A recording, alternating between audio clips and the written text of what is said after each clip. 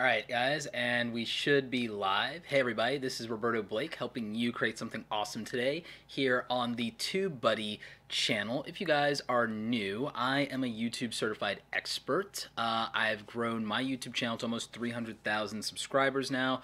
I've been doing YouTube pretty much on a weekly basis consistently since, what was it, July of 2013. So I've been at this for a little bit.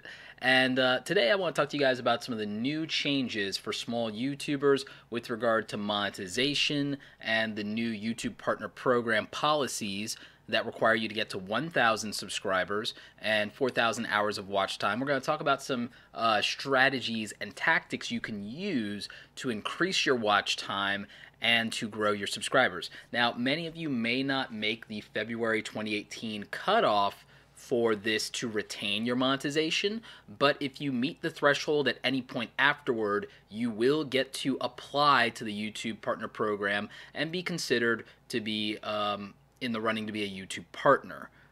This may feel like, a little discouraging to some of you. I understand that it feels like the goalpost just got moved from the original requirement last year of 10,000 lifetime views on the channel, but this is actually a lot less strict than the pre-2013 policy that YouTube had going up until that time to be a YouTube partner. So there's that. And I also want to remind you that if you're not meeting the 4,000 hours of watch time and 1,000 subscriber threshold, you wouldn't get much money out of being in the YouTube Partner Program to begin with. In fact, even if you were getting on average 100,000 views a month, which is a lot, you on average would still only be making about $130. So don't feel like you're missing out on anything. I'm also going to talk to you about some better ways to monetize YouTube, because if you came to YouTube because you felt like this could give you some extra income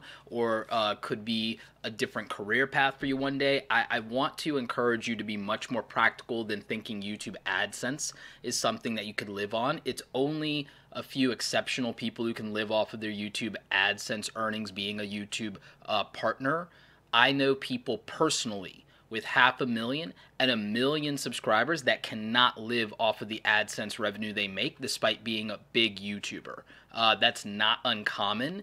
Most people in the YouTube middle class of 100,000 subscribers but under 1 million cannot live off of AdSense revenue. So I just want to put that out there that was never the answer, and that's not how you quote-unquote make it on YouTube. But let's get into some of your questions, and also let me tell you about how you can work toward meeting the new requirements.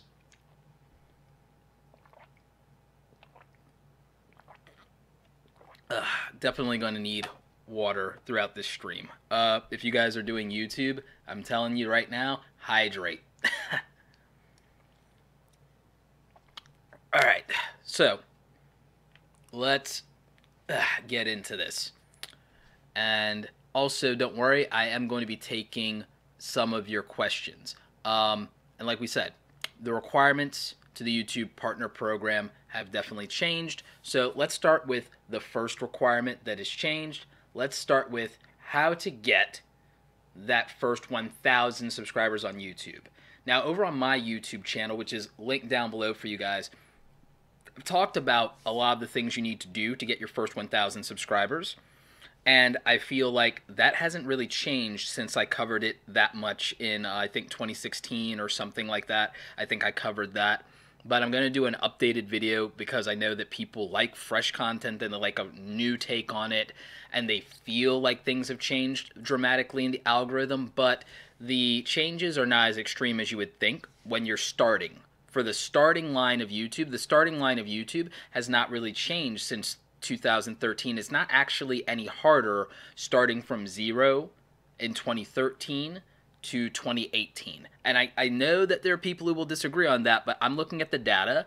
I coach a lot of small YouTubers and business people that are on YouTube in Awesome Creator Academy, and I also have other business YouTube channels that are smaller channels that you guys never hear about. So I know exactly what it's like to start from 0 in 2018. Don't get it twisted. And I'm telling you that the things you would have to do starting from zero in 2018 are not really any different than what you would need to do starting from zero in 2013. So there's the obvious things that we in the YouTube marketing arena, the YouTube education arena, always talk about: titles, descriptions, tags, and thumbnails. And that the reason we talk about it is because, yes, everyone says it because it is the bare minimum and it's true. And there's more competition in YouTube than there was in 2013, 2007, whenever you might be looking back to. So those things become more important because the saturation isn't the problem. The problem is that many beginning YouTubers are not positioning their channels to be competitive enough for that attention. There's no getting noticed in YouTube so much as there's you either are cultivating and taking advantage of what has attention, or you're not. So that's actually a big deal, a bigger deal than most people realize. Packaging is everything. When we see a video pop up in our recommended on the YouTube homepage, or it comes up in Twitter, or a friend shares it on Facebook, we don't see anyone's subscriber count. So I want you to disabuse yourself of the delusion that subscriber count matters. Even Gary Vaynerchuk, who is a prolific entrepreneur, marketer, and is now at 1 million subscribers in YouTube, averages about 30,000 views per video, which represents less than 10% of his audience watching. And that's somebody who is not only quote-unquote internet famous, but is mainstream famous, has been covered dozens of times in Forbes, cover of Forbes, cover of Entrepreneur magazine, cover of Inc., interviewed on CNN, Fox, MSNBC, every outlet you can think of, millions of followers in every social media platform, and with all of that leverage, Gary gets about 3 to 5% of his audience to watch his videos, and his theme is very consistent. So I want you to understand that when I say there's no making it on YouTube, that's kind of what I'm talking about, because even someone at 1 million doesn't necessarily get more than 3 to 5% of their audience to watch their videos. Okay? So if that's the case, if you have 1,000 subscribers and you're getting the average views on your videos to be 100, 200, 300, it may not feel like a lot to you, but you're getting 20 to 30% of your audience to commit to watching, which is not abnormal for a smaller YouTuber. But as you grow in YouTube, you're going to notice that the percentage of your audience that you're able to retain video to video, even if you're consistent, will shrink dramatically. It will shrink dramatically to that 10 to 5% number, whereas when you're a smaller YouTuber at 1,000 or 10,000 subscribers, you can retain 20 to 30% of your audience, some 50% or more, and that's part of the growth, right? Now, when you are trying to get those first 1,000, quality content is important, but you also need a certain quantity and volume of content, and you shouldn't be focused on rushing to that first 1,000 subscribers. Your first year on YouTube is about getting good at this. If you were an athlete, you'd never have the expectation that your first year you're winning any trophies, you're getting any recognition, you're getting acknowledged, you're getting noticed. If you were a first-year athlete, you know better. You know that you have not earned the ability to be acknowledged and to be noticed for anything you do 1 year of playing a sport. If you play a musical instrument for 1 year, you're not expecting a standing ovation, but somehow people feel that if they work hard for a year on YouTube, that entitles them to an audience, and it's just not how it works. You see, what we all have to do is realize that people are not showing up for us when we get started. They're showing up for them. So you have to provide something that the type of audience that you are trying to reach, you have to think about what they want, not what you want. You want subscribers, you want views, you want watch time, but what does this core audience in your niche want, and what can you give them that someone bigger in the niche is not giving them? You have to understand that. So that's part of understanding the audience and understanding strategy and what you're trying to accomplish. And then if we want to get strategic, I think that you need to balance what we call evergreen content with content that is more trendy. And what I mean by that is if you do a trending topic, like a couple of weeks ago, if you talked about Logan Paul, you might have gotten attention for your channel. But that doesn't mean that people will watch your other videos. Or they might if there's something else there for them to watch that they liked. If there are 10 or 20 videos that may not be related to anything to Logan Paul, but you got their attention with that, then, and a lot of small YouTubers went for that a couple of weeks ago, then that's you doing a trending topic. But that's not going to help your channel long term. It might give you a bump, it might give you some attention, it might give you a spike, but it's not going to help your channel long term. You need to balance things that are trendy and might get you a new audience and grow you and get attention when you're small, sure, against the majority of your content being content that can help you in the long term for the next 2 to 3 years of your growth cycle in YouTube, because you have to think about YouTube as a 5-year thing. And year 1, you're probably not going to grow. I know that sucks to hear. I know that you're, Roberto, you're so discouraging. I get it. But your first year, realistically, you're not going to grow on YouTube, because your first year, you shouldn't have the expectation. You should not put the pressure on yourself to be good at YouTube in year 1. Case in point. I need a prop for this.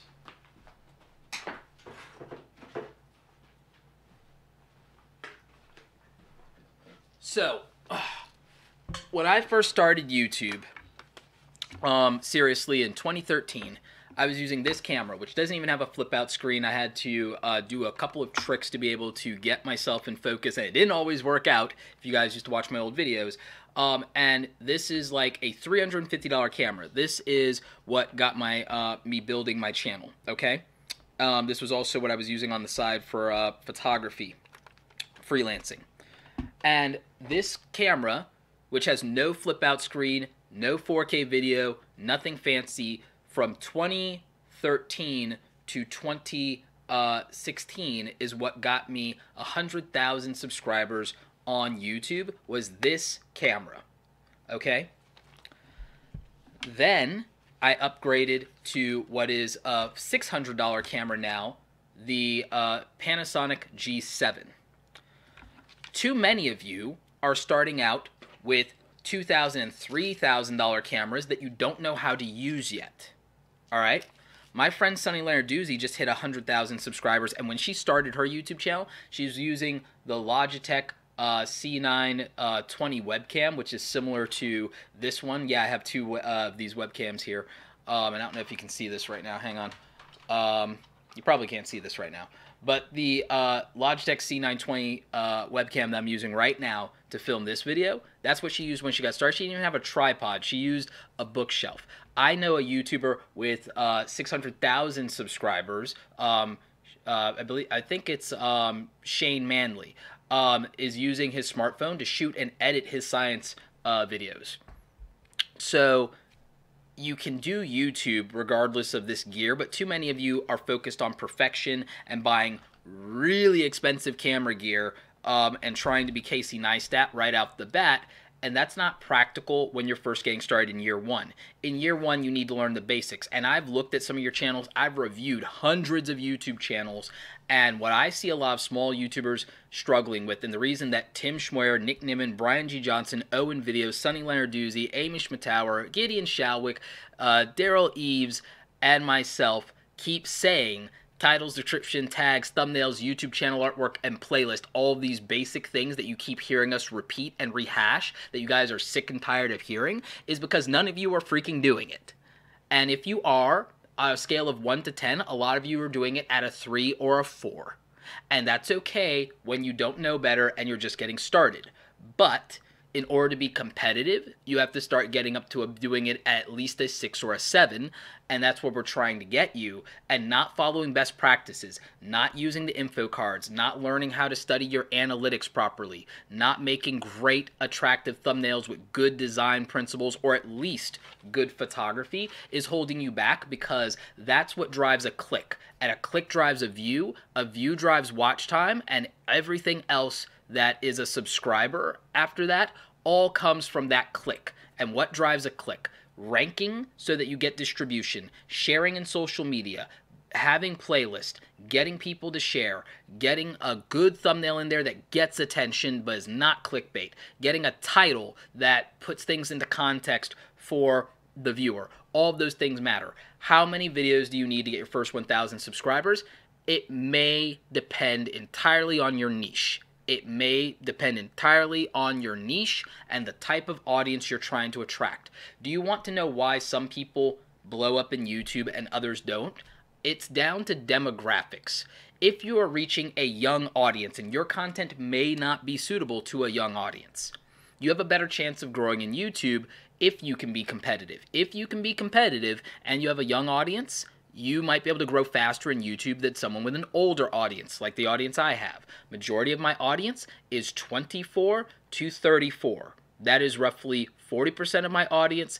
Less than like 5% of my audience is under 18. I do not have the teenagers that make up the majority of the viewership on the platform or the majority of the watch time on the platform. Young people come home off the bus at 3 to 4 p.m., and they sit down with this smartphone and they binge watch YouTube videos from 4 p.m. till 10 p.m. at night. I'm not kidding. And if you have something that gets their attention, you've won. You will get watch time, you will get views, you will get distribution, you will get all the things because that audience is what consumes the most back-to-back content on YouTube on a daily basis, which is why a lot of the Vine stars are so popular. Okay, besides the fact that they had another platform to bring traffic from.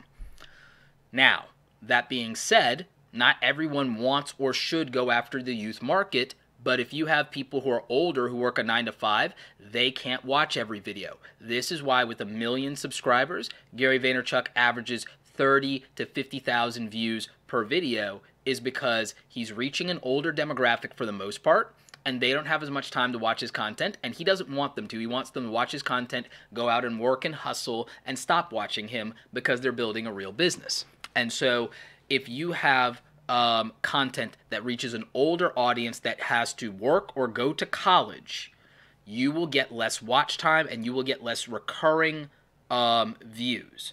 That is real. Okay? It might take you longer to build an audience if your audience is also those older people. To reach an older demographic, you have to make sure that absolutely it's about them and what's beneficial to them. And that's why tutorial channels and how-to channels are slow to start, but they work in the long run. Advice channels work in the long run. DIY channels work in the long run. Channels that focus on a specific hobby like photography or video or something skilled based work out in the long run.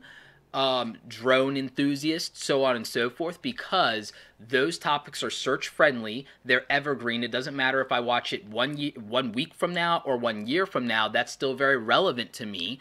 You know, there's no 2018 update for how to tie a tie. There's no reason to do a 2018 update. It's good for you whether it's a year from now or a week from now. If you need to tie a double Windsor knot, that video is worth your time.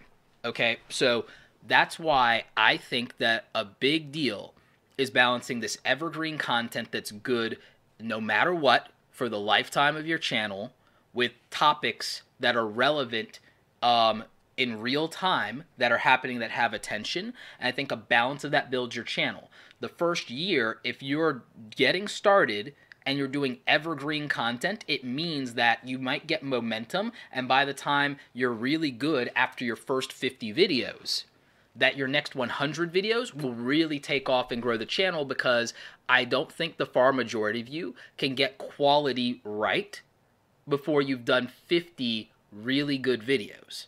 And that's, so until you've done 50 really good videos, I wouldn't have the expectation of growth, which is why the first year is the hardest. And it's also hard for you the first year to be consistent, to stick to a schedule, to not get discouraged. You also aren't making any money the first year. Most YouTubers don't make any money the first 3 years on YouTube. So if you came to YouTube with the expectation and the partner program is bothering you because you felt like this was an opportunity to make extra money, well, the first 3 years on YouTube, you weren't going to make real money. You were going to make a couple of dollars here or there.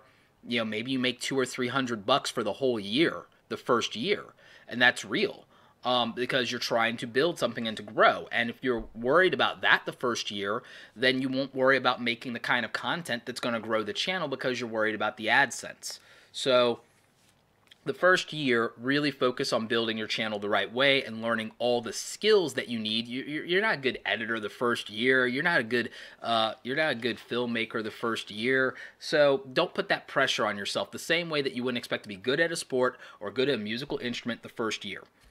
As far as getting those views to get the subscribers for the first 1,000 videos, it's going to take you 50 to 100 videos in most cases, because you have to understand that those videos would have to be capable of, for you to use 30 videos, for you to do 30 videos and get your first 1,000 subscribers in your first 30 videos, the first 30 videos would have to be capable of getting 40 new subscribers for your channel per video. That's hard, especially if the video is irrelevant after 1 week or a couple of days. Most of you starting out are making the mistake of only doing trendy content that you think will get you attention, that you think will blow you up in YouTube, and so you're doing reaction videos and you're doing all these things that won't last and won't keep getting you new subscribers and won't get you 30 to 40 subscribers up front because you don't have enough content for someone to stick around, and it's not enough content of the same thing to make someone stick. So that's the issue. Do you have enough content to make something stick? And I know some of you are saying, well, I've done this many videos or that many videos and I got 100 subscribers or 500 subscribers. Good for you, you special unicorn. And again, I say that dismissively because not everyone's going to post one video and get 100 subs out of it. Not going to happen for the far majority of people. Certainly didn't happen for me.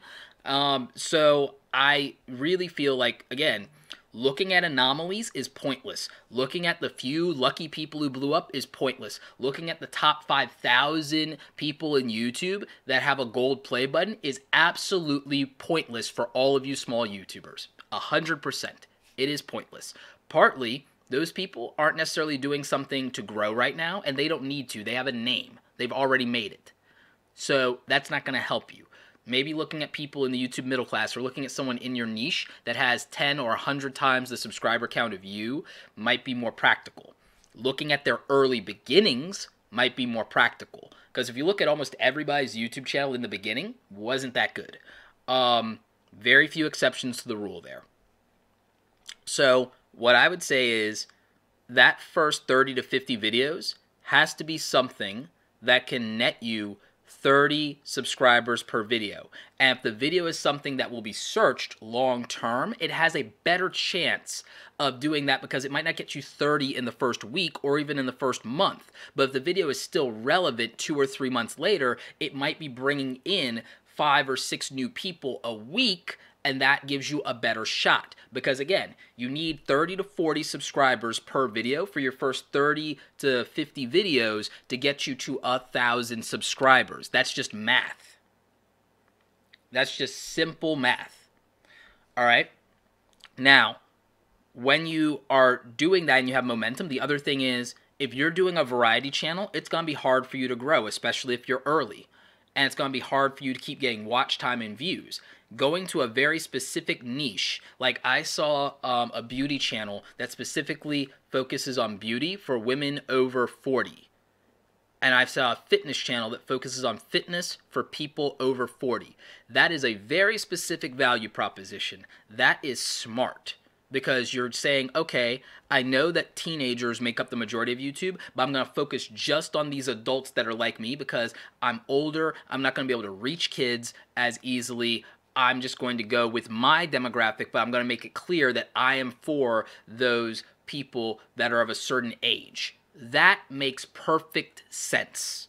That is narrowing down your niche and getting a very specific group of people and building loyalty. And I'm watching channels that do that and get as narrow as possible to what the specific thing they do is. And doing just that, I'm watching those channels grow a lot more quickly over time. Yes, there is a ceiling, and they may never get to 1 million subscribers because there might not be 1 million people for that topic in YouTube. And they're okay with that because they also are not trying to be a big YouTuber, and they're not trying to worry about that, and they're monetizing their audience outside of YouTube. And a lot of them, they're picking an audience that has actual money in their pockets.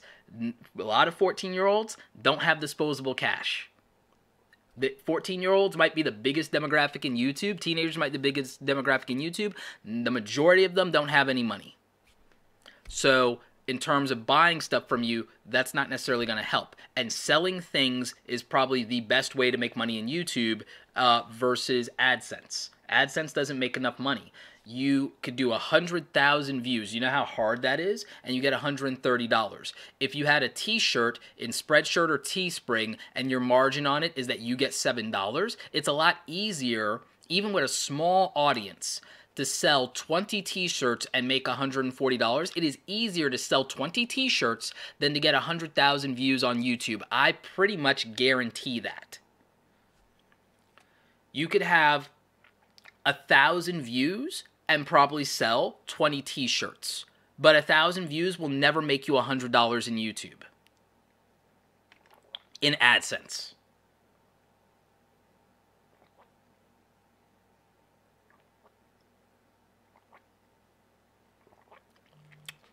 So, that's what I would say about that. Let's talk about watch time, and then I'm going to take some of your questions.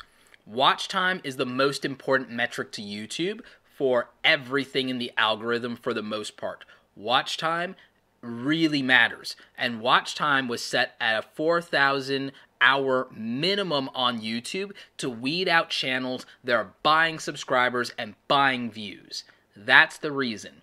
It's not because of anything any big YouTubers did why some of these changes took place. That was just the timing of when the PR release went out. So I want you guys to get that out of your head, that small YouTubers are being punished for big YouTubers. No. The problem is that a lot of channels were stealing content. Like, there's a whole channel that does nothing but steal my content and a bunch of other people's content. There's more than one, but like I know one in particular.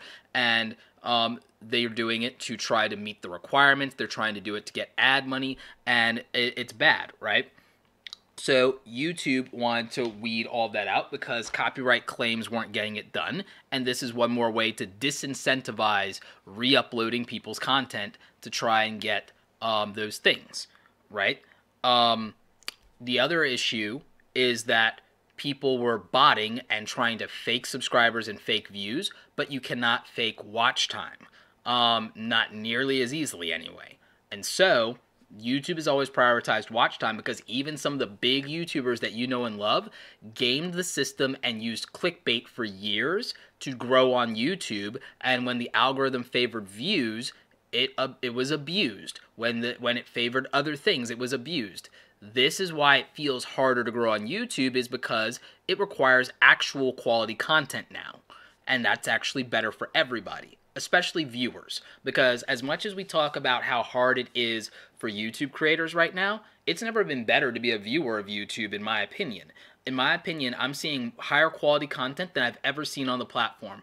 I'm seeing the type of content that I actually want to watch show up in my feed. Maybe I'm not getting everything that I'm subscribed to, but I'm getting things that are similar to the things that I actually have watched and actually searched for. So for me, it's been a better viewing experience as a YouTube viewer than it's ever been. And I'm very happy about that, especially since I pay $10 a month for YouTube Red to have it ad-free while still supporting creators. So for a viewer, I think it's never been better. I think it's hard on YouTube for the advertisers. I think it's hard on YouTube for the creators. I certainly think it's hard for the employees at YouTube right now. But I think for viewers, it's never been better. They have more variety, more options, more quality content, a better viewing experience, and an algorithm that serves viewers. And where would creators be without viewers? We complain about it, but if people, it's never been better for small YouTubers, in my opinion, with the algorithm, because it recommends things and it doesn't prioritize people who just have big subscriber counts anymore. It's not, and I've seen that with my own eyes, and I've seen it with my students in Awesome Creator Academy. I've seen them being able to get attention. I've seen people with as low as 200 subscribers get 50,000 views on a video because they were able to hit it right. They used TubeBuddy. They did good thumbnails. They paid attention to timing and what had attention, and they knocked it out of the park. I have a friend, Vince. He recently did a video. He has a vegan channel. He did a video about Costco goes vegan and what to buy at Costco with a buddy of his, and he did 70,000 views on that video. He did 7 times as many views as he has subscribers. Small YouTubers can punch above their weight class all the time. It's harder when you get bigger, believe it or not. So those are things that you should pay attention to. Watch time is so important because it means that people are engaged with their content. They're actually paying attention to it. And if you have 100 subscribers, you can start YouTube live streams like this one, and you can do things with your audience that will get you more watch time. You can do Q&A sessions. You can do live stream. If you're an entertainer, do live stream comedy hour just like if you were Dave Chappelle or Amy Schumer or whoever. Like, you could do a live comedy hour just like the HBO and Apollo people.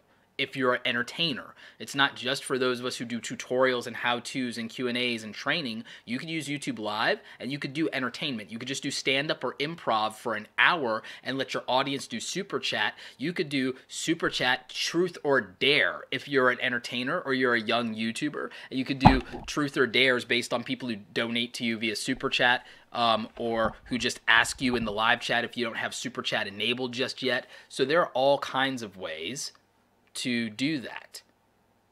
As for Q&As, you could do Q&As at 100 subscribers around a topic, depending on what your channel is. If you are a makeup channel, you could literally do a makeup Q&A at 100 subscribers, or you could take suggestions for the audience and do a makeup tutorial in real time if you're a beauty person. So, like, it doesn't matter what your niche or genre is, there's always a way to win.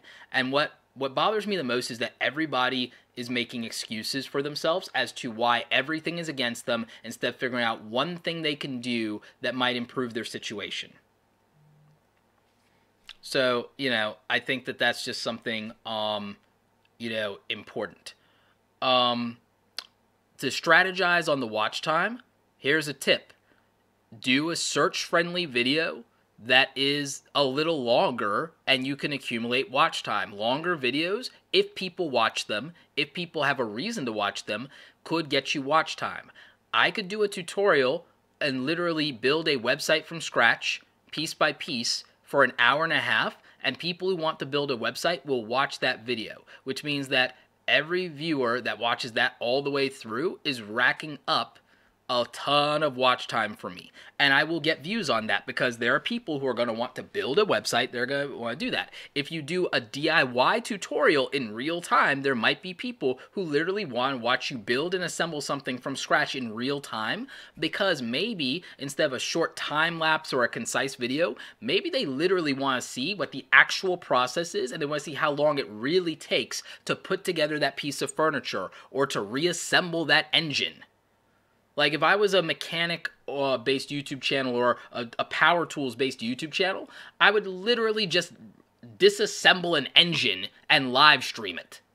I would get 100 subscribers by doing a bunch of how-to and a bunch of power tools videos, and then when I get 100 subscribers, I would literally start taking things apart with power tools and live stream it. And I would get 4,000 hours of watch time in no time at all, because people will tune in and watch you, use a buzzsaw in real time in a live stream. They'll tune in and watch you use power drills. They'll tune in and watch you lift an engine out of a car. They will do that. So again, there's always things that are exciting and that are really interesting that you can do. You could literally, if you're a makeup person, you could literally have them literally give you suggestions and they will do your makeup in real time or something like that. Or if you have a kid, you could have your kid do your makeup in real time. If you, if you're a gaming channel, there's a lot of things you could do that have attention around them that could be different. You could literally take the idea of Twitch plays Pokemon and have your viewers in real time dictate your in-game actions while you're playing a game, even if you're like doing it live. There's so many ways for people to take advantage of the tools in YouTube, but here's the problem. Most people are not being creative enough. That's why they're not getting subscribers. That's not why they're not getting watch time. You're doing what you see big YouTubers do. You're doing what you think you need to do. You feel like you're watching and doing the same things and cloning somebody that you admire. And we're not interested in that because we just watched the original. We just watched the person that you're copying. We just watched the person that you admire instead of you. You have to be original. You have to be unique. You have to be authentic. And you have to be a little clever. And you have to bring something new to the table. You have to bring something new to the table. Do you realize how many, if you have a toy channel, someone asked about that. You realize if you have a toy channel that someone would probably sit there and just watch you live stream for an hour playing with your kid with their new toy?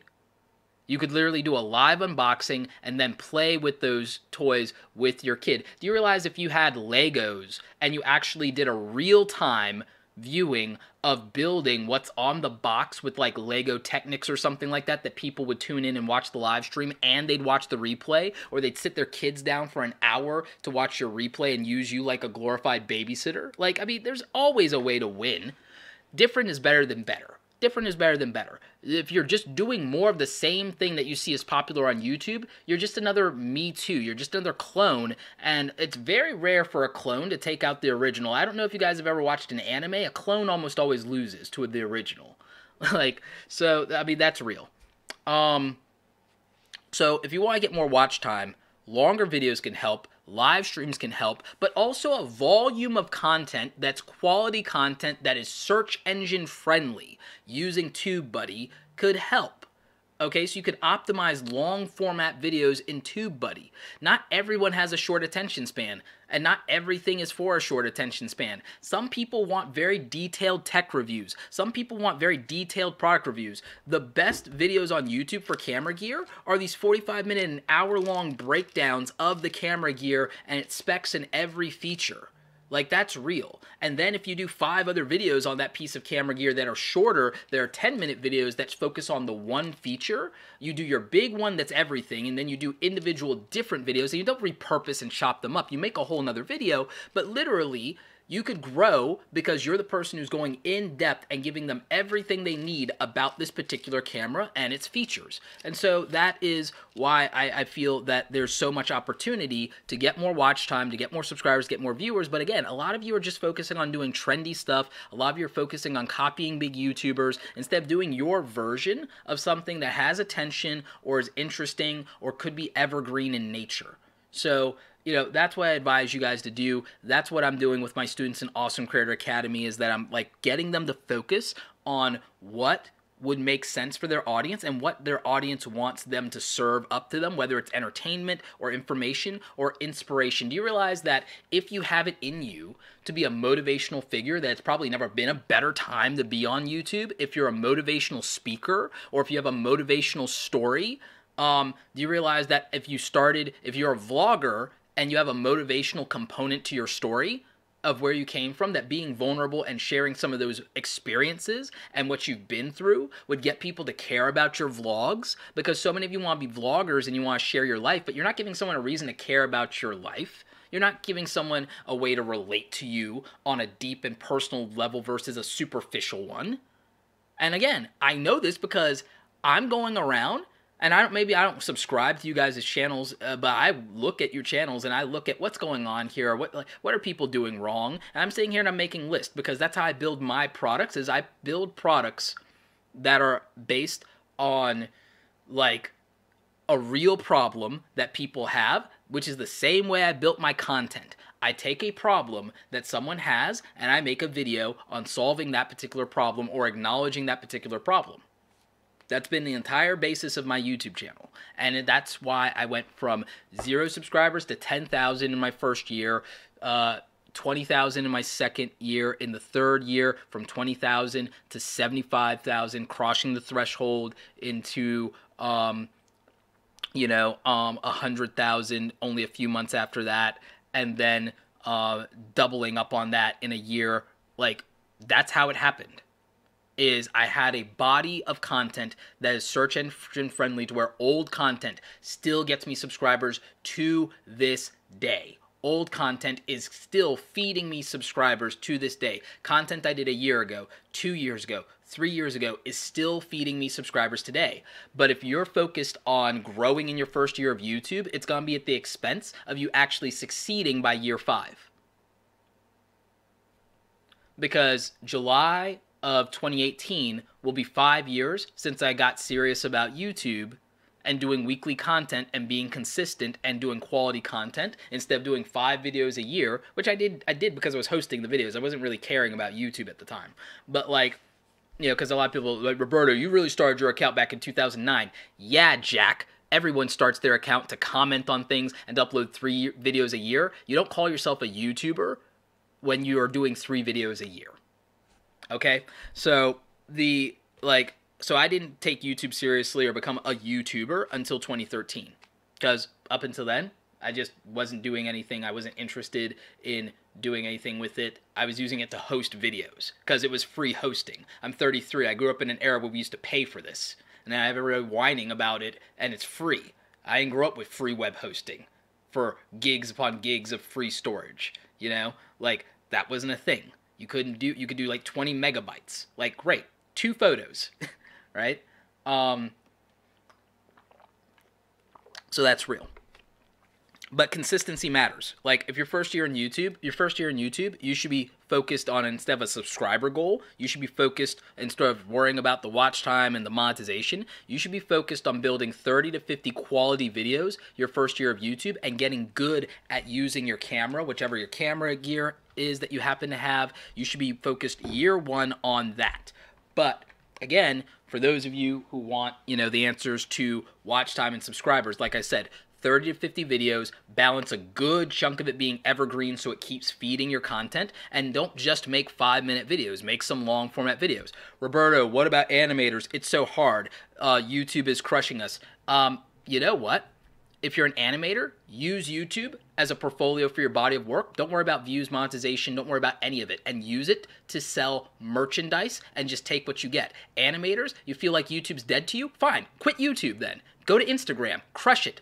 Make a fortune on Instagram. If I was an animator, I'd go to Instagram right now, just use YouTube to host my portfolio, not really give a crap about growing my YouTube channel, take no traffic off of Instagram to my YouTube channel, send all my Instagram traffic to my merchandise to sell t-shirts and posters and mugs and artwork commissions, and I would make a fortune doing that if I was a talented animator and illustrator, because not every day in Instagram do I need to post a 10-second animation. I could literally just post a still drawing and crush it. And so I would balance illustration and animation in Instagram, and I would be funneling all of that to selling my own product and making money hand over fist a lot better than anything YouTube could ever do for me. Then, because I have that big following in Instagram, by hosting my videos on YouTube, I would inevitably grow regardless of the algorithm, and I would just be using it yet again to take people off of YouTube and sell more merchandise to make real money and get commissions and get hired to do custom artwork for bigger channels and for influencers and make money hand over fist.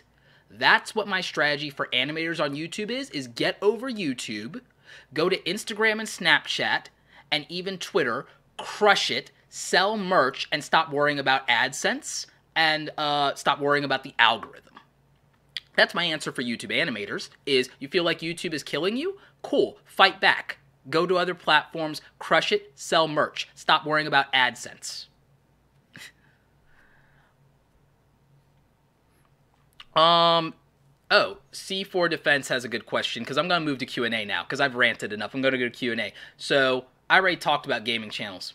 And I did a whole video with Bijou Mike, who's now I think he's at 1 million subscribers now. I did a whole video on my channel with Bijou Mike, gaming channels. Watch that video. All the answers you need are there. I'm not going to rehash it again.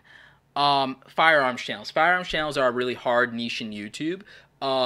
You have to use YouTube, if you're a firearms channel, to build brand, because you guys are getting hurt by some bad actors and by the fact that, you know, just like in real life, firearms are politicized because of the percentage of people who aren't lawful good.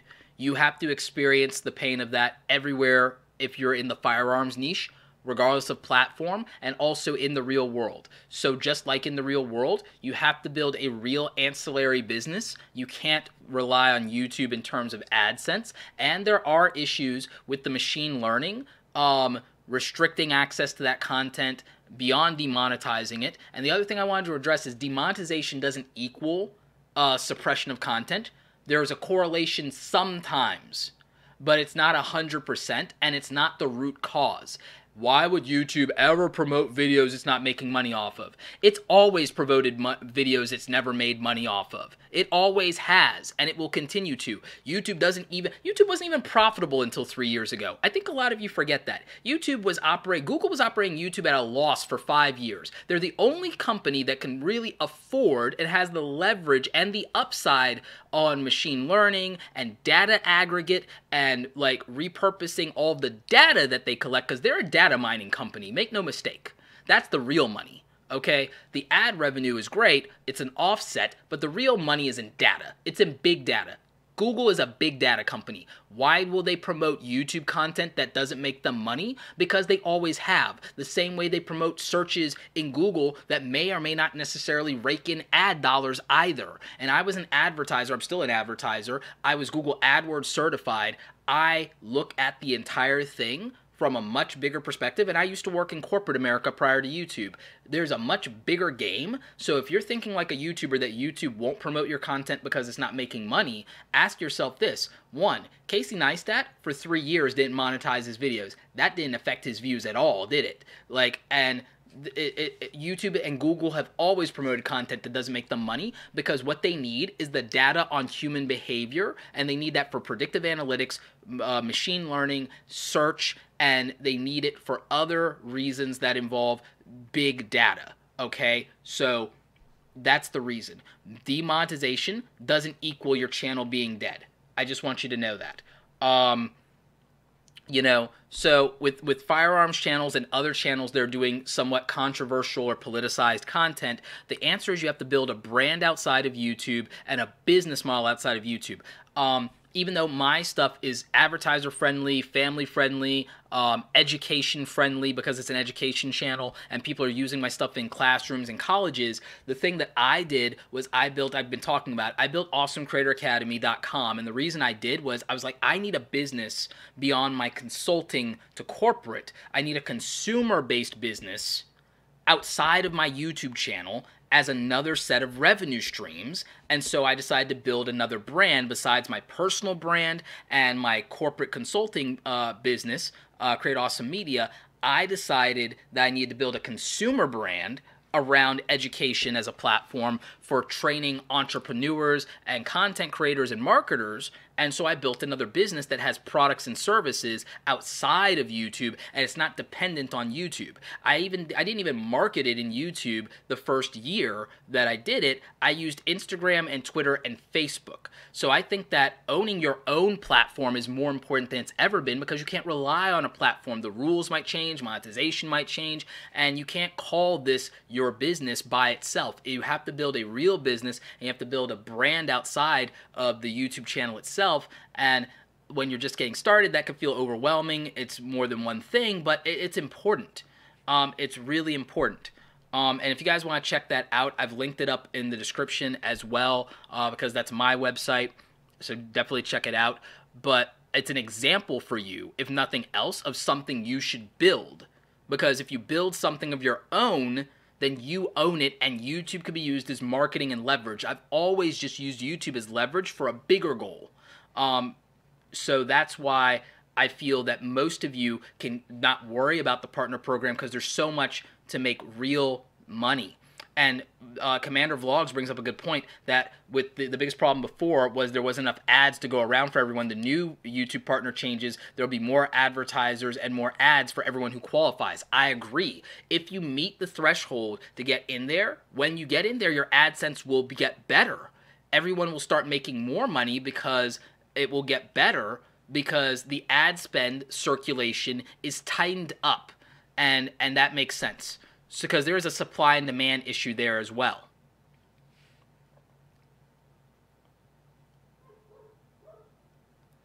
So Andrew, a couple of people are asking, like, how do I pick questions? Picking questions somewhat at random. But I'm gonna do like another couple of minutes of questions. And I'm gonna try and focus on the most recent questions here. So I'm gonna try and answer those for you guys. Does TubeBuddy work for Instagram and Snapchat and Twitter? No, it does not. God, I wish it did, but I'm kind of glad it doesn't because maybe I'll hire somebody to build those. Great, so good question. M3 asks, what's the best way to find other small YouTubers of the same genre? I would say that you could find other YouTubers of the small YouTubers of the same genre by either starting your own Facebook group or trying to look for some of them in Twitter. I think that could definitely help you. Also, if you filter in YouTube search for like content that's new by using the filter, the search filter, instead of by channel views or subscribers or relevancy, go by new. And by new and recent updates in the last hour, you'll probably see a lot of small channels uploading. Let's see. Why So Randomness recommends skit channel thoughts. If I'm doing a skit channel, I would do things that are big in pop culture and that have attention. I would do skits every time a new TV show launches or comes out, or a popular one goes back on the air, like Game of Thrones, and I would do that if I was a skits channel.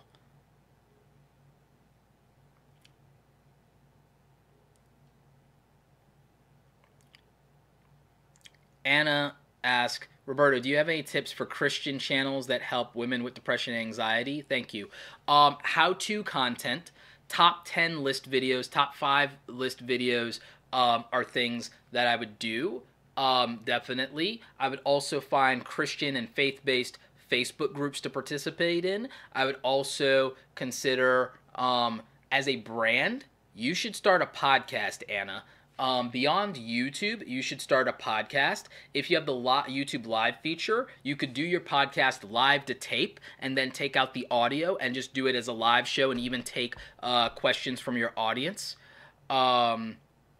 So that is something that I would suggest for like a faith-based channel or a channel that helps with depression, anxiety, mental health. And so I would do that. I would also consider doing interviews or collabs with other women who are successful and have a following and talk to them about their depression, anxiety, their struggles, their mental health, and their best tips, because then you could leverage their following in those shares, and that could give you a bump. So that's how I would do it. Good question. And again, like Anna would love to see you in my mentoring group. Let's see. Andrew Kahn says, Roberto, wait, just lost it. Where'd it go? Where'd it go? I had Andrew's question. Oh, Roberto, why do YouTube? Can change? Has yours changed? If so, why and why not? How is your goal? Okay, so why do I do YouTube? I got into YouTube, even at the beginning, I love all these different art and technical things. I'm a creative person, I'm a technical person, I'm a business person. That's probably the one thing that makes me a special unicorn, because I would say that the far majority of you are all going to beat me at a lot of things in terms of raw talent.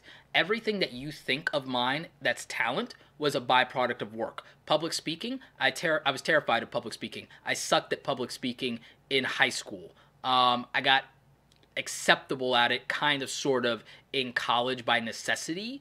And I developed that skill in corporate, in the pitching in the boardroom, I would say, a little bit. And then in real time for larger audiences and live streaming by effort and by volume of work.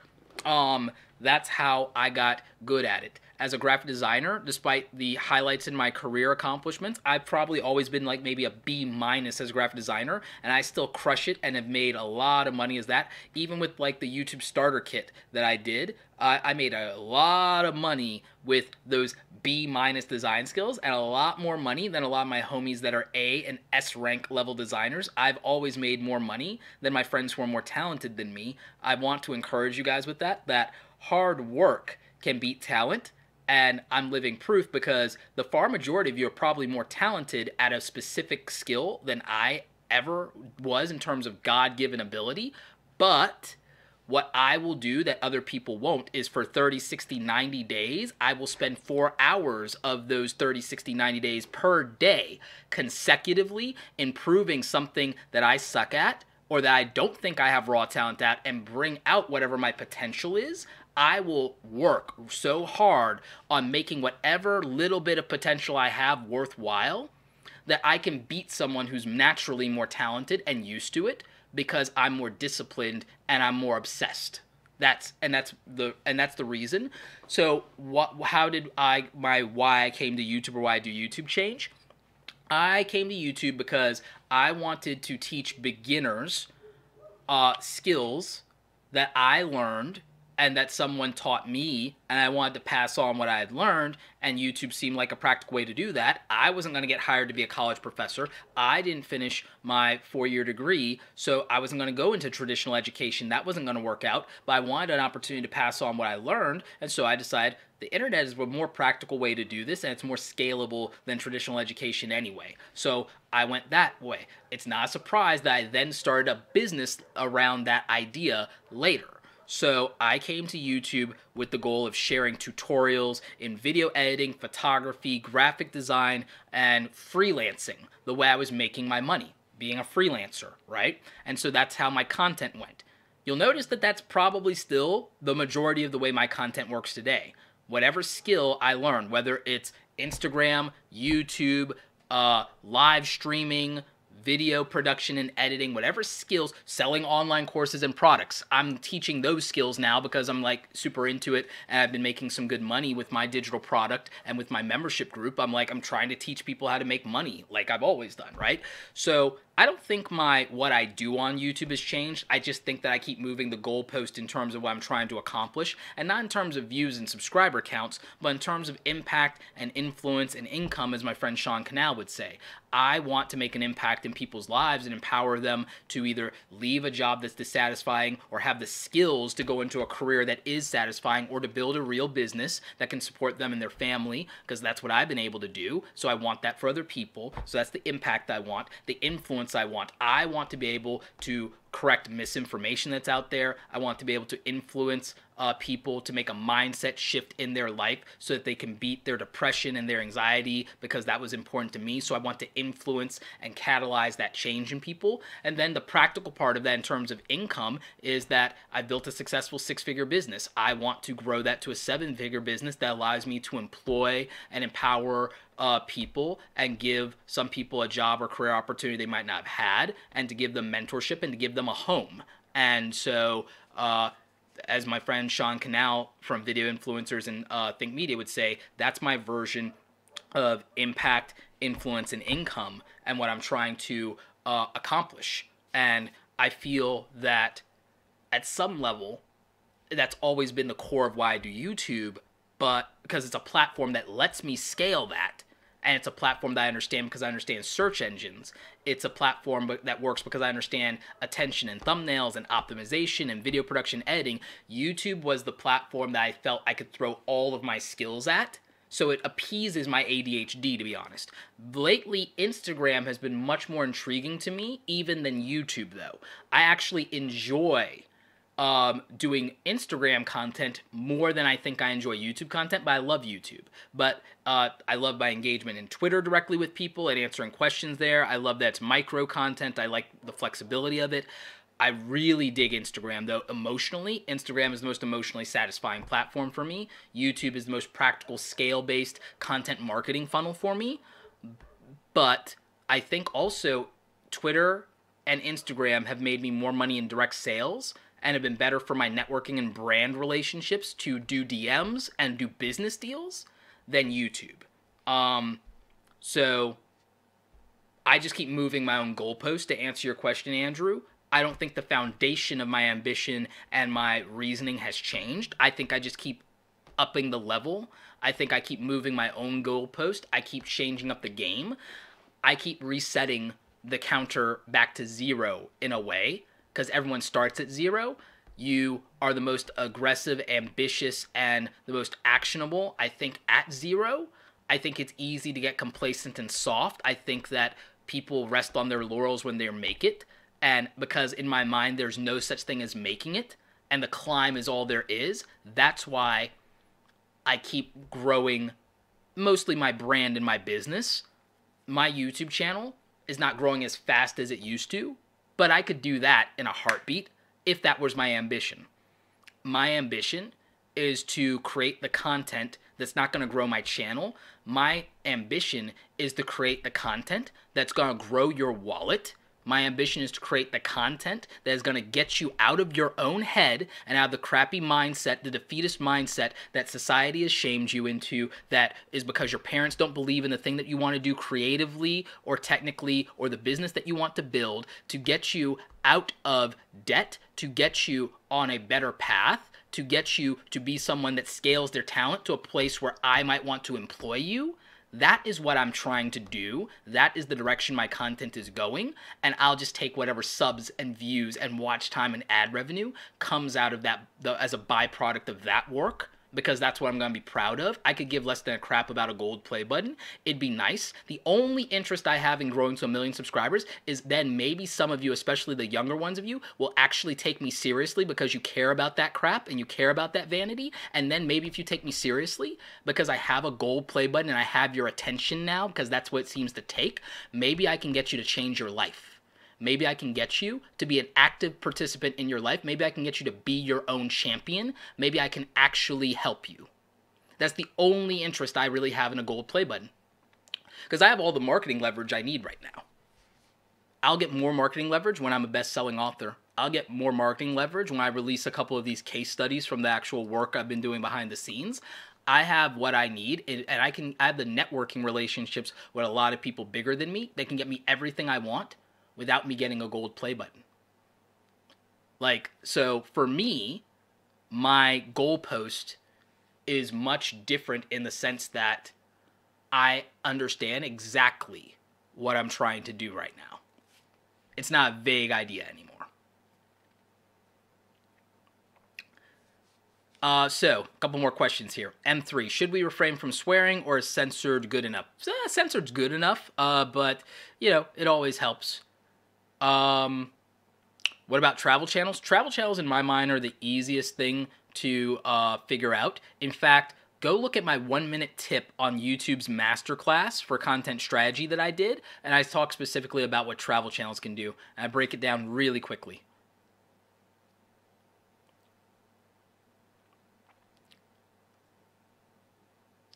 Anna says, not Anna, sorry, who's asking this? Bended Energy says, what about pregnancy mummy channel? That would be, for me, that's straightforward. Make content that reveals the truth and the reality and tips about everything that women experience during their pregnancy. Make it a resource channel. Don't worry about the YouTube game. And that's the other thing I would tell you guys. I'm just building the Encyclopedia Britannica of creative entrepreneurship, and I'm using YouTube to do it, but I'm also using my podcast, which I'm tripling down on this year, 50 to 100 episodes this year. Interviews are lined up, bringing you great people like Kimbra Luna. I'm going to try and do another interview with Pat Flynn. I've got a lot of entrepreneurs that built 6- and 7-figure businesses. I've got a few small creators. I've got a couple of artists lined up. Build something that is a resource for other people. If you're doing a mummy channel or a pregnancy channel, make it a resource of everything that we should know as parents experiencing a pregnancy. Make 30 or 40 videos, or make 20 videos that are really good that answer the 20 things that we don't know about experiencing a pregnancy.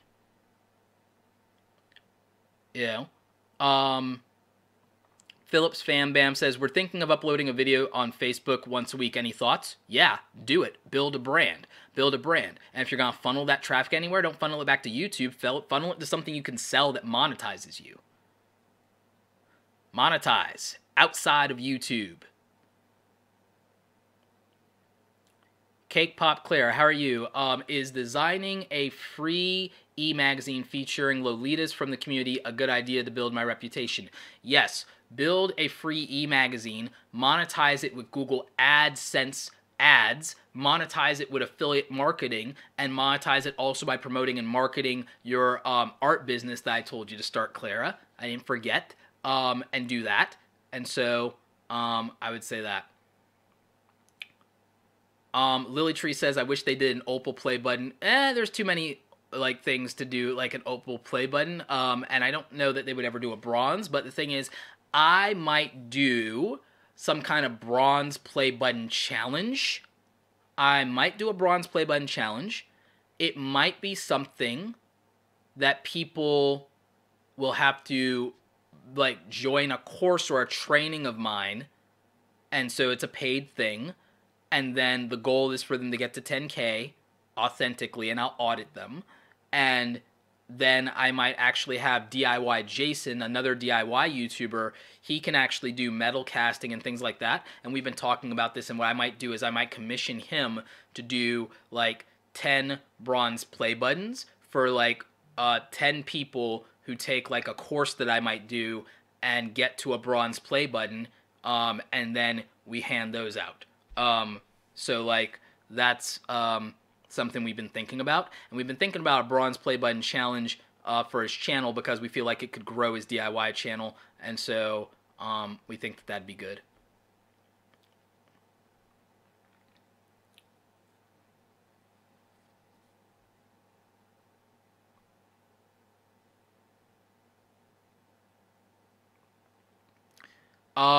Okay, someone asked if they don't get the requirements, do they lose features? YouTube is trying to make the features independent of monetization, so you're probably going to get any features that you feel you lost from the partner program back because YouTube is trying to separate those systems. I'd also remind you that this was not a response to the big YouTuber stuff. They threw that in for PR reasons to appease the advertisers. The actual deal with this whole thing was they'd been coding this system for months. I was a coder, I was a web developer, I was a Flash developer, specifically with some PHP, MySQL, and JavaScript in there. And to do the coding, you can't do it in response to Jake Paul or Logan Paul in like 2 weeks. You can't code like that. It doesn't work. So I feel that, you know, you have to understand where the platform is coming from sometimes. You know, it's hard.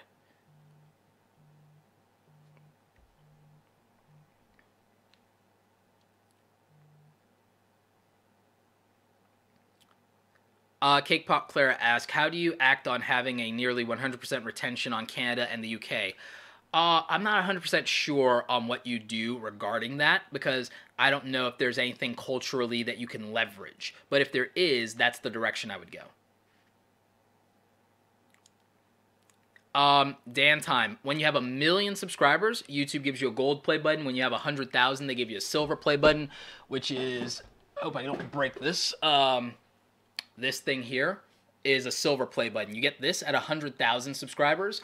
You get a big gold one, like one that's like 5 times bigger than this, or maybe it's 10 times in scale. Maybe someone should measure them. You get that at 1 million, and then you get like a diamond play button at 10 million. Only about 600 people have a diamond play button. About 7,000 have a gold, and about 60 to 80,000 have a silver.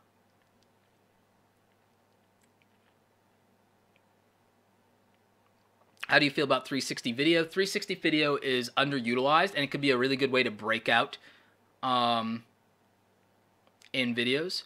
I think 360 video is underutilized. I think there's a small algorithm bump that you can get from 360 video, so that matters, and it's underutilized. And if you use it creatively, you could win.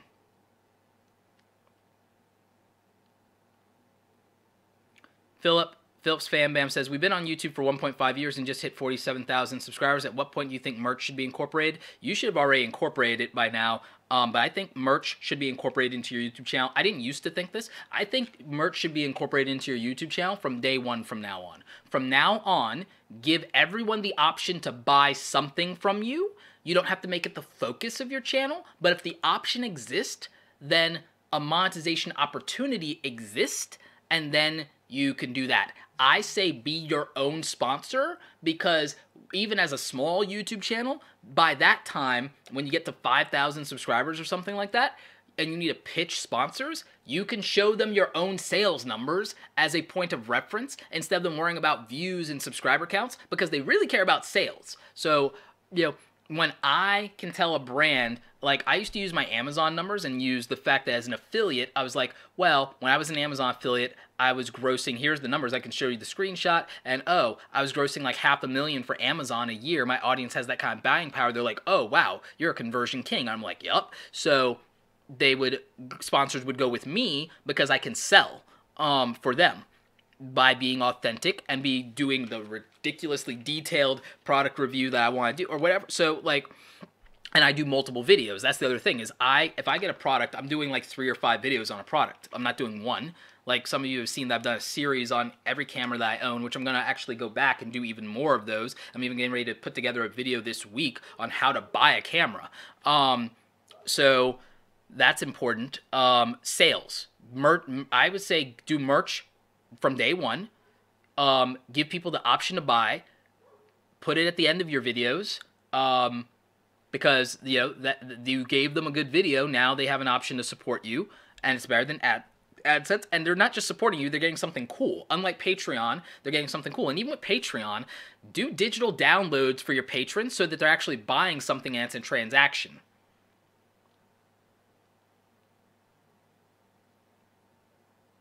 Dan Willis, you're going to hit me up about the podcast? Awesome. Laura Bailey asks, do you think podcast is the way forward for a beauty channel? I don't know. I don't know that it is, but I think that if you have a beauty channel, you should build a podcast that reaches that same audience, but I don't know that it should be about beauty, because I think beauty is a very visual thing in terms of I think it requires a visual medium. I could be wrong about that because I'm not the demographic, but I would say that if there's something that relates to a beauty audience, which is mostly primarily going to be women, I would build a podcast that also shares that audience. That is what my advice would be. M3X, I have a 35-hour work week. I want to start a web series. How often should I upload? Okay, so you don't need to worry about how often you should upload. If you want to do a web series, what you do is you produce your web series, and you set up a marketing plan. You edit everything. You upload all of it as private, and you set it to release, and you release a new episode of the web series. And you do it as season 1, and you do your 5 or 6 or 10 episodes, and you release it all. Like, actually, this is what I would do. Script a 6-episode or 7-episode web series, shoot and edit the entire thing, make all the thumbnails, upload everything to private, do all of your optimization with TubeBuddy. Go to tubebuddy.com/awesome. Use discount code Roberto'sBuddy, no apostrophe there, for 20% off. Get that 20% off discount.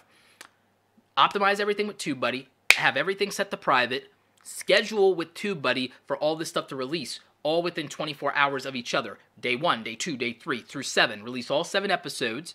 That way they can binge watch it like Netflix, have all the thumbnails, all the design, but also have a real marketing plan, have a distribution plan, preview some of this stuff early to people on other websites and get them to review your web series, preview it to some YouTube reaction channels, or let them know about it, or tease them with a trailer, set up a trailer to promote your thing, set up a launch date, release like 3 trailers on your channel that tease the release date and have a set release date and a set time, and then launch the thing, and then spend the next couple of months while you're producing more content or another series promoting a finished web series. That is probably one of the best strategies to even launch a YouTube channel at all, is to just produce a 5 to 7 episode web series, finish it, release it all in a week, promote the hell out of it for 30 days, and just drive traffic to just those 5 videos plus the trailer. That would be my answer to launching a YouTube channel in 2018, to be honest. Like, period. Like, that's what I would do. Philip Fambam says, do you think Instagram stories should lead back to YouTube, or should it be mainly used for monetary conversions? I'm going to say monetary conversions because I think the far majority of you may not be living off of something that you're passionate about. So I would say put money in your pockets. I would prioritize putting money in your pockets versus growing your YouTube audience, unless you're altruistically trying to build a brand that gives you leverage later and you don't hate your day job, then focus on growing your brand. Grow all of your social media. Don't monetize your audience. Don't cash in for 2 or 3 years. Build relationship trust. Build community. If you either have an ancillary business that can support you, or you don't hate your day job, spend 2 to 3 years only growing your platforms. But if you need extra money, or if you hate your day job, monetize everything as best as you can and make sure links, which are leading outside the platform, instead of trying to grow another platform, they should be growing your income. That's my pragmatic advice.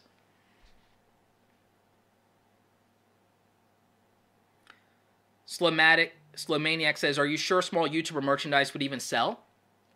Like, no one gives a crap about how many subscribers you have. If I see a cool t-shirt, I'm buying a cool t-shirt. I don't give a crap about subscriber counts. Do you think anybody in the like, let's do this real talk. In the comments, type in, I would buy it if you would just buy a dope t-shirt and you don't care how many subs someone has, because a dope t-shirt is a dope t-shirt. Type in, I would buy it, in the live chat right now. If you only care about buying something from big YouTubers, say, I won't buy it. Like, I'll leave it to the audience. The audience will tell you right now. Don't take my word for it. Let's get some data.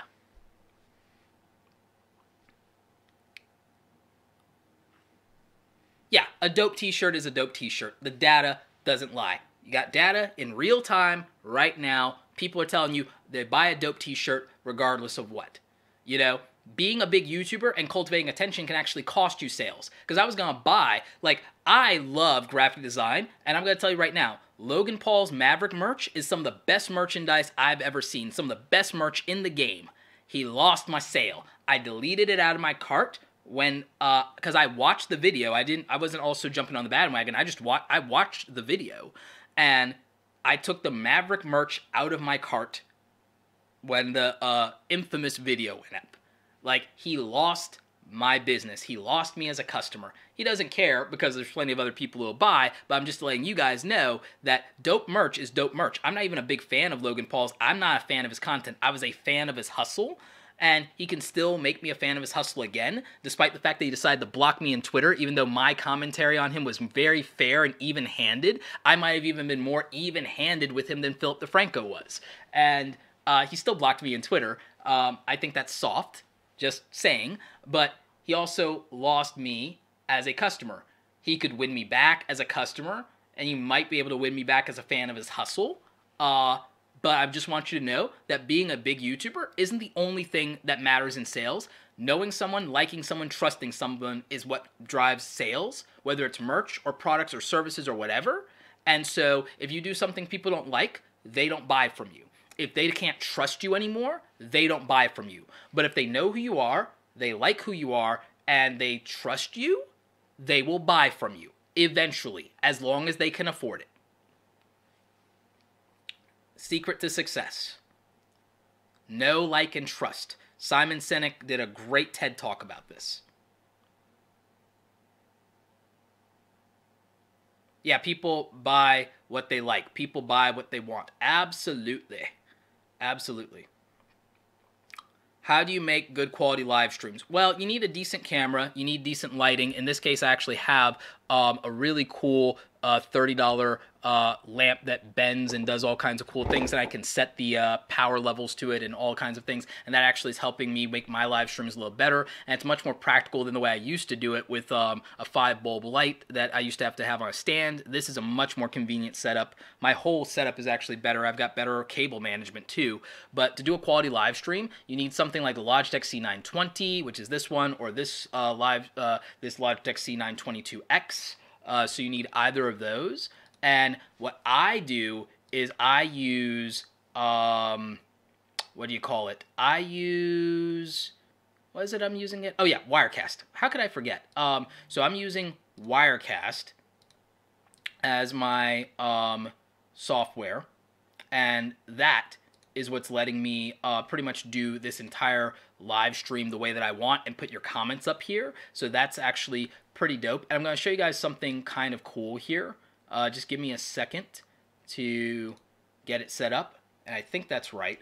So because I'm using Wirecast, I can do something really dope. I just have to actually set it up, and then you'll get to see it. But I'm going to do a transition, which you can't necessarily do with just regular YouTube Live. But I can do a cool transition from one camera to another. Watch this. See, I'm using another camera and another camera angle because I have two webcams, and I was able to do that because I have Wirecast.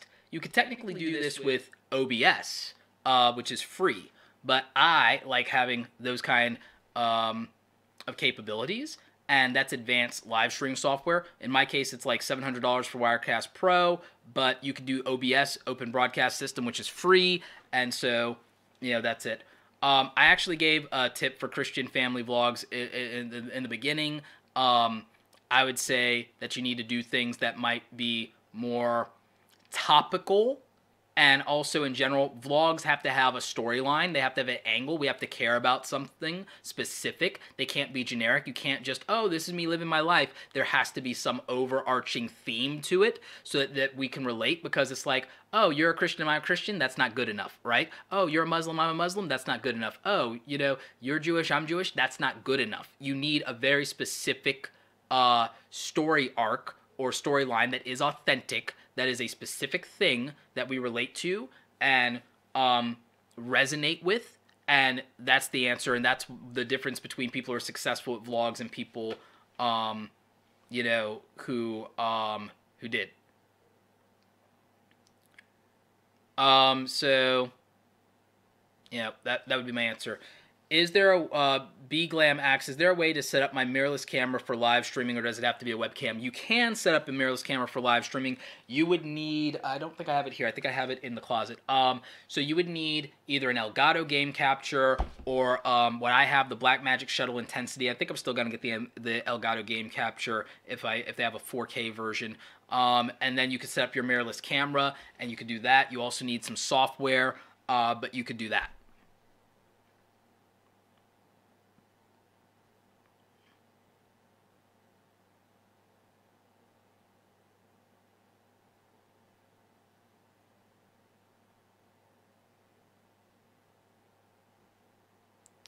All right, so this one is going to be the final question. M3 asks, to what extent should you share your emotions on YouTube?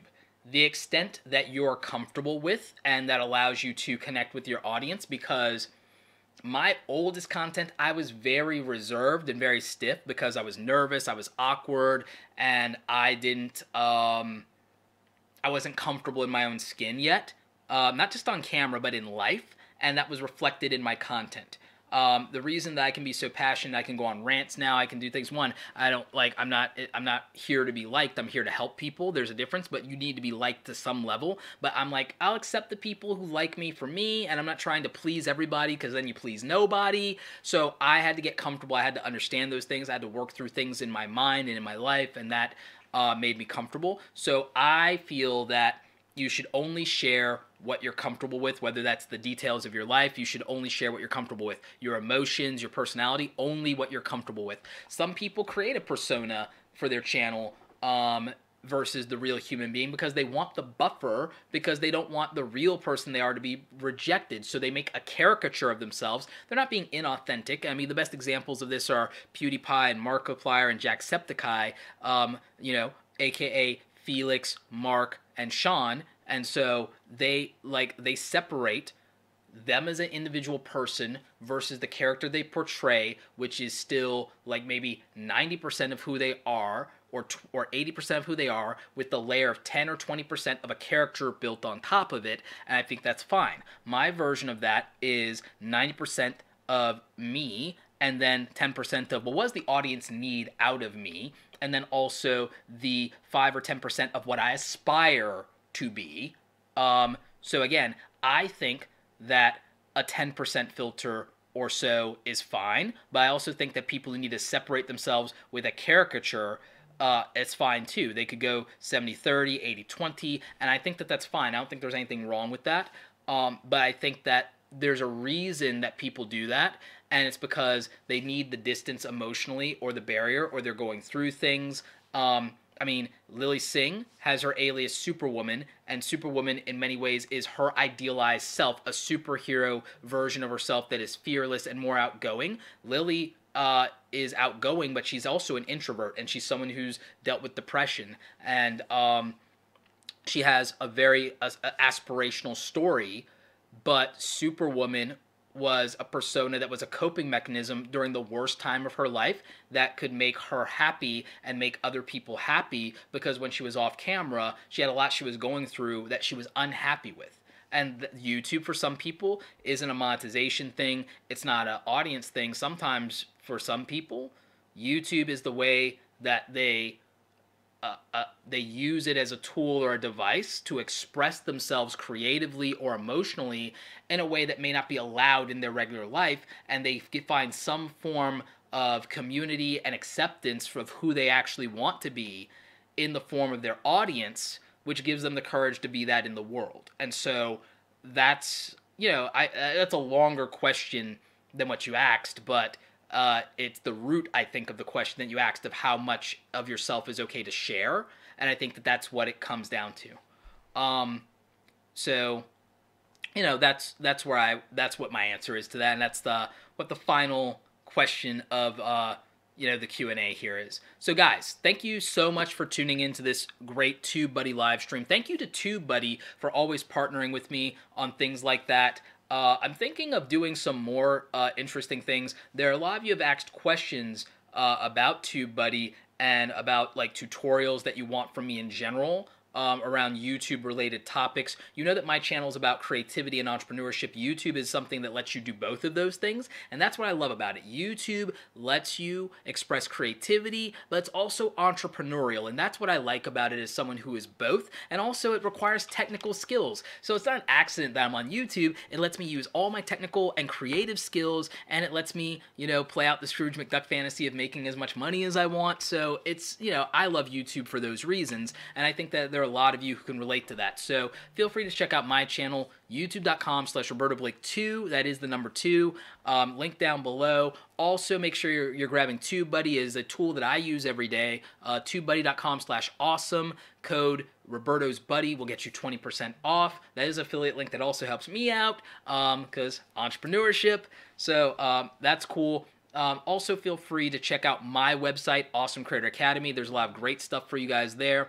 I also built a great tool that I partnered with TubeBuddy on, the YouTube Starter Kit. It is a template-based system that gives you a bunch of Photoshop templates that you can use to make YouTube channel thumbnails if you're not good at it, YouTube channel artwork, YouTube channel end cards, lower thirds graphics that you can use. And right now that is on sale for 2 more days at 50% off, but I'll let you in on a secret.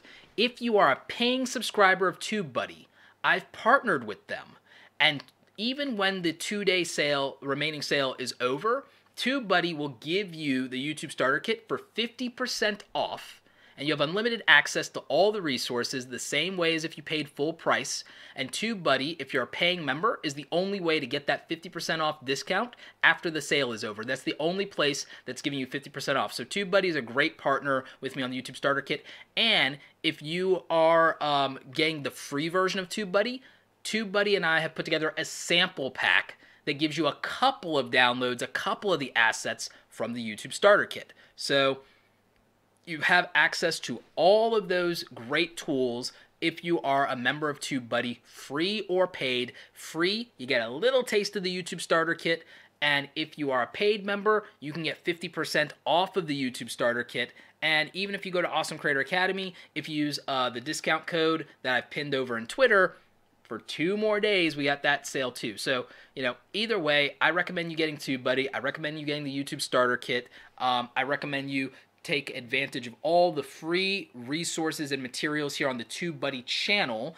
Myself, Daryl Eves, Owen Hemsath, Tim Schmoyer, Nick Nimmin, Brian G. Johnson, we all are, Selma Jafari, we're all here to help you guys grow your channels. We're all here to help you be supported in your endeavors in expressing your creativity here on the platform and to navigate the frustrations and changes of the platform wherever possible. So I would encourage you guys to check out all that stuff. Links are in the description down below. It's been my pleasure to answer your questions and spend time with you guys, get to know you a little bit better.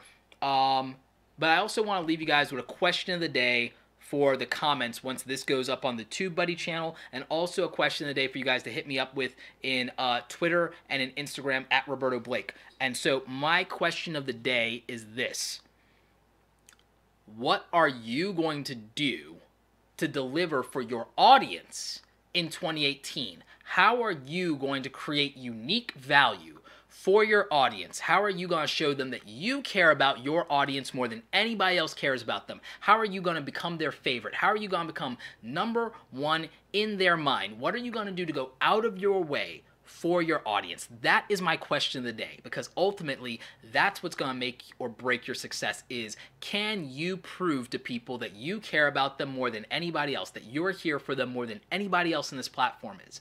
That's going to help you stand out in YouTube. That's what's going to get you noticed in YouTube. That's how you're going to crush it.